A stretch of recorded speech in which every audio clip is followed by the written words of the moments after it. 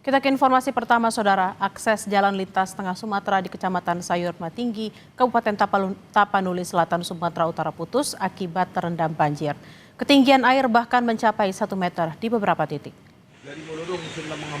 Banjir disebabkan luapan air dari Sungai Batang Angkola. Akibatnya kendaraan dari 2 arah tidak bisa melintasi kawasan ini. Para pengendara terpaksa mengantre sambil menunggu air surut. Menurut pengemudi, jalan tak bisa dilalui sejak Selasa malam.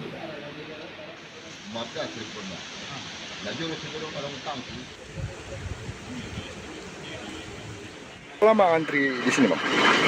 Udah 24 jam. 24 jam? Ya. Ya, Abang dari mana mau kemana ini, Bang? Aku dari Sumbar mau ke Tanjung Balai. Mau ke Tanjung Balai. Nah, terus apa yang bisa kita lakukan, Bang? Hanya menunggu aja ya? Menunggu lah. Iya. Menunggu, nggak ada alternatif lain. Ya. Tapi udah ada nggak tanda-tanda surutnya, Bang? Sampai sekarang? Belum, masih naik. Kalau Berdasarkan informasi dari Pusat Data Informasi dan Komunikasi Kebencanaan BNPB, Saudara, banjir dan longsor di Kabupaten Tapanuli Selatan menyebabkan 8 warga meninggal dunia. Selain itu, 58 orang mengalami luka-luka dan 2.851 warga mengungsi dari 11 kecamatan yang terdampak di Tapanuli Selatan. BPBD Tapanuli Selatan saat ini mengerahkan alat berat untuk membersihkan material longsor.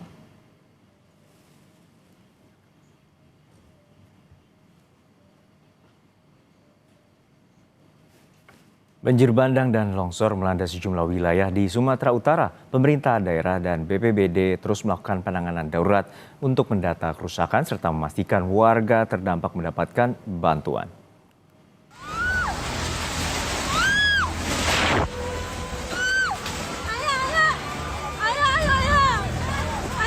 Detik-detik banjir bandang dan tanah longsor terekam video amatir warga di Desa Mardami, Kecamatan Sitahuis, Tapanuli Tengah, Sumatera Utara, Selasa pagi. 4 orang yang merupakan satu keluarga meninggal dunia setelah rumah yang ditempati tertimbun longsor. Tingginya curah hujan sejak 2 hari terakhir juga mengakibatkan banjir bandang di Kelurahan Hutana Bolon, Tuka, Tapanuli Tengah. Banjir bandang membawa material kayu hingga hampir menutup rumah warga. Bupati Tapanuli Tengah Masinton Pasaribu menyatakan pihaknya bersama BPBD tengah menyiapkan titik-titik evakuasi warga terdampak banjir dan longsor. Kami pemerintah sedang mengupayakan itu untuk titik-titik evakuasi. Nah, itu ada GOR, aula kami yang kami siapkan untuk menampung evakuasi warga, terutama yang banjir sangat meluas, itu ribuan warga yang terdampak. Kemudian kami berkoordinasi dengan tempat ibadah, sekolah, dan fasilitas pemerintahan lainnya yang bisa kami gunakan untuk melakukan evakuasi. Nah, di situ kami siapkan dapur umum dari Dinas Sosial dan juga pelayanan kesehatan. Tadi Kementerian Sosial juga sedang mengirimkan bantuannya dari Medan untuk digerakkan ke Sumatera, ke wilayah Tapanuli Tengah, dan juga tadi sudah berkoordinasi dengan Pak Gubernur Sumatera Utara. Beliau dalam 2 hari ini juga akan turun ke lokasi. Sementara di Kabupaten Tapanuli Selatan, banjir bandang menerjang 3 desa di Kecamatan Batang Toru. Menurut informasi dari Polsek Batang Toru, banjir bandang terjadi di Desa Garoga, Desa Huta Godang, Desa Aek Nador. Atas musibah ini, 4 orang dilaporkan hilang dan 21 orang mengalami luka-luka. Warga juga bilang akibat banjir bandang, harta benda hilang tersapu banjir. Kami sekarang ini berada di Desa Aek Nador, Huta Godang, Kecamatan Batang Toru.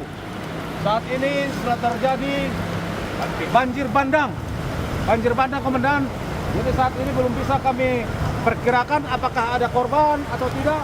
Kami telah menghimbau tadi mengevakuasi dan beberapa masyarakat sudah mengungsikan. Banjir bandang juga menerjang 2 desa di Mandailing, Natal, Sumatera Utara. Tidak ada korban jiwa, namun warga yang terdampak terpaksa mengungsi ke rumah kerabat dan keluarga. Selain merusak rumah warga, banjir bandang juga memutus akses jalan lintas provinsi yang menghubungkan 4 kecamatan. Menurut data Badan Penanggulangan Bencana Daerah, terdapat 7 kecamatan di wilayah Mandailing, Natal yang terdampak banjir dan tanah longsor. Kecamatan yang terparah di Kecamatan Muara Batang Garis ya, ada di 4 desa yang kita sebut Desa Sulangading, ada Desa Utarin Baru, Desa Kapundung, Lapuk Kapundung 1, dan Ranto Panjang. Yang terparah di Utarin Baru, Kecamatan Muara Batangadis. Kemudian ada juga di Kecamatan Batahan 3, itu pun terdapat banjir sampai masyarakatnya pun sudah mulai mengungsi. Kemudian ada lagi tanah longsor ada di Kecamatan Batang Natal dan Kecamatan Panyabuan Selatan. Hingga kini, pemerintah daerah dan BPBD terus melakukan penanganan darurat, mendata kerusakan, serta memastikan warga terdampak mendapat bantuan. Tim Liputan Kompas TV, Sumatera Utara. Untuk mengetahui penanganan pasca banjir bandang dan longsor yang menerjang sejumlah wilayah di Sumatera Utara, kita akan tanyakan kepada jurnalis Kompas TV Emir Syahpurba dan juru kamera Bahri. Selamat siang Emir, total ada berapa kabupaten kota yang diterjang banjir dan longsor? Update-nya sudah ada berapa korban jiwa? Ya, selamat siang Bella dan juga saudara. Akibat cuaca ekstrim yang terjadi beberapa hari terakhir ini, setidaknya di Sumatera Utara ada beberapa kabupaten yang saat ini diterjang bencana alam. Seperti halnya di Tapanuli Selatan, Bella dan juga saudara, saat ini jalan lintas tengah yang berada di Tapanuli Selatan mengalami lumpuh total akibat meluapnya Sungai Batang Angkole yang persis berada di pinggir jalan, di mana banjir setinggi 1 meter tersebut mengakibatkan kendaraan tidak dapat melalui jalur tersebut dan mengakibatkan antrian kendaraan yang mengular. Sehari sebelumnya, Bella dan juga saudara, banjir bandang terjadi di Tapanuli Selatan. Banjir dengan material kayu menyapu 3 desa di Kecamatan Batang Toru, Tapanuli Selatan.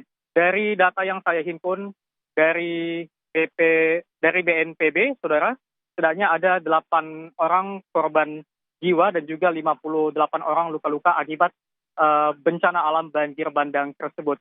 Selain di Tapanuli Selatan, Bella dan juga saudara, sehari sebelumnya atau pada Selasa kemarin juga terjadi bencana alam berupa longsor di Kabupaten Tapanuli Tengah yang mengakibatkan 4 orang yang merupakan satu keluarga meninggal dunia akibat rumah yang mereka tempati diterjang material longsor. Sedangkan itu, Bella dan juga saudara, di Tapanuli Utara, puluhan rumah warga terdampak akibat adanya banjir dan juga 2 jembatan terputus sehingga akses jalan ataupun akses warga juga terganggu akibat adanya banjir bandang ini. Sementara itu untuk saat ini pemerintah daerah ataupun pemerintah setempat masih fokus untuk melakukan evakuasi, dan seperti yang di Tapanuli Tengah, Bella dan juga saudara, sudah disiagakan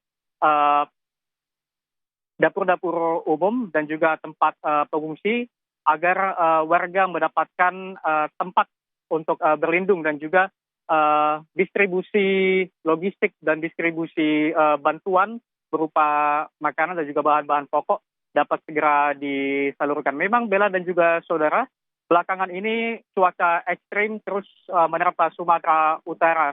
Seperti halnya hujan dengan intensitas tinggi. Dan memang Bella dan juga saudara, jika kita melihat pemberitahuan dari BBMKG wilayah 1 sudah menghimbau bahwasannya akan terjadi cuaca ekstrim, sehingga warga dihimbau untuk tetap waspada akan terjadinya tanah longsor, banjir bandang, dan juga angin kencang yang dapat berpotensi menumbangkan pohon-pohon besar yang ada, Bella. Emir, lalu evakuasi warga seperti apa prosesnya? Karena kalau tadi menurut Anda kan cuaca di sana juga masih belum menentu seperti itu. Ya Bella dan juga saudara, benar sekali cuaca ekstrim masih menerpa seperti kemarin. Bella dan juga saudara, intensitas hujan yang tinggi sempat menghalangi proses pembersihan jalan yang terkena material-material longsor, sehingga pada saat ini evakuasi dan seperti pembersihan jalan yang terkena material longsor masih terus dilakukan. Sama halnya juga seperti evakuasi warga baik yang terdampak banjir ataupun rumahnya terkena longsor, saat ini masih dilakukan evakuasi oleh tim gabungan dan pemerintah setempat, Bella. Emir, lalu apakah ada pengungsian yang disiapkan dan apa saja bantuan yang dibutuhkan warga saat ini? Ya tentunya Bella, jika kita melihat bencana alam seperti banjir bandang dan longsor ini, seperti yang saya sebutkan tadi, untuk pemerintah Tapanuli Tengah sudah menyediakan posko-posko pengungsian dan juga dapur umum dan sudah memastikan distribusi logistik untuk para pengungsi. Tentunya yang dibutuhkan oleh para pengungsi itu adalah logistik seperti bahan pangan dan juga selimut dan juga tentunya obat-obatan, mengingat cuaca ekstrem ini memungkinkan warga lebih berpotensi untuk terkena sakit, Bella. Baik, warga saat ini membutuhkan bahan pangan, selimut dan juga obat-obatan. Terima kasih atas laporan Anda, jurnalis Kompas TV Emir Syahpurba dan juga Bahri langsung dari Medan, Sumatera Utara. Selamat bertugas kembali.